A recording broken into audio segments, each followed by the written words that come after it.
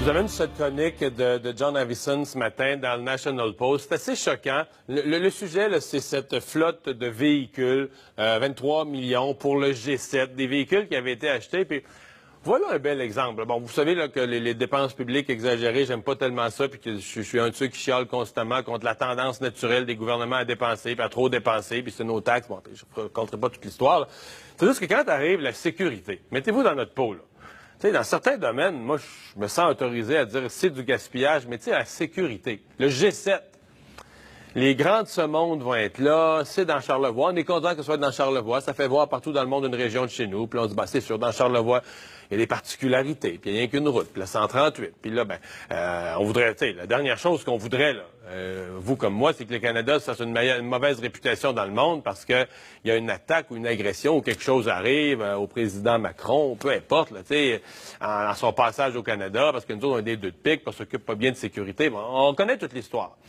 Là, après ça, la sécurité. Souvenez-vous du sommet en Ontario sous M. Harper, du G20. On avait chialé aussi, puis on avait eu du gaspillage. Mais c'est combien de véhicules, combien de Suburban, puis combien de gros SUV, puis combien d'autos? Ça en prendrait 100, ça en prendrait 150, on ne sait pas, tu sais. Le plan de sécurité, il est-tu exagéré, il est-tu réaliste? Mais bon, le portrait qu'on nous présente aujourd'hui, disons que ceux qui pensent que le gouvernement fédéral là, dépense, puis on a eu les exemples de Mme Clarkson, mais que ça dépense sans compter, là, puis que ça pourrait expliquer en partie les déficits. Si vous êtes sensible à ça, lisez pas ça, là. Vous allez être choqués, parce que, d'abord, on vend des Ford Escape qui ont 2000 km au compteur. Normalement, au livre, là, ils devraient se vendre entre 33 et 43 000 avec ce kilométrage-là. On les laisse à 22 000. Bon. Tu sais, quand c'est le gouvernement qui vend, je suppose qu'on fait moins attention.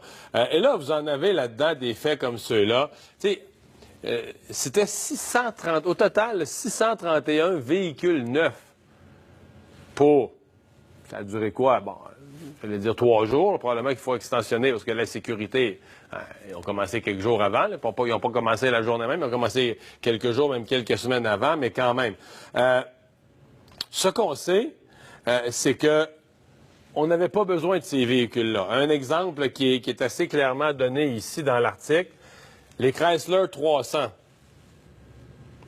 Les Chrysler 300 qui ont été utilisés, on a acheté 29 Chrysler 300. Il y en a 13 là, qui ont moins de 77 km. Là.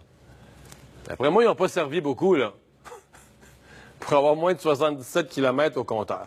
Donc, tout un dossier, je vous dire, qui nous laisse comme contribuable là, une assez drôle de saveur sur le fait que, au nom de la sécurité, donc au nom d'un sujet où on est tous, vous comme moi, mal placés pour critiquer ou pour dire, tu sais, de s'avancer publiquement, moi, de faire un éditorial puis de dire, on devrait économiser sa sécurité. Puis là, la semaine d'après, il arrive quelque chose, t'as l'air d'un vrai fou, là, tu sais, parce que c'est un thème un peu secret, mystérieux, où seuls des experts sont en mesure de faire des plans de sécurité, puis nous, on est un peu laissés de côté là-dedans.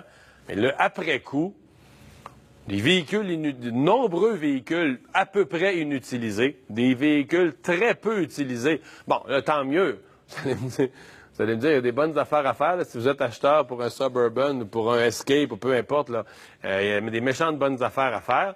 Mais peut-être que vous faites partie de ceux là, qui est acheteur et qui disent je vais faire le coup du siècle avec ça. Mais si on regarde ça strictement du point de vue des contribuables, disons que c'est pas trop glorieux.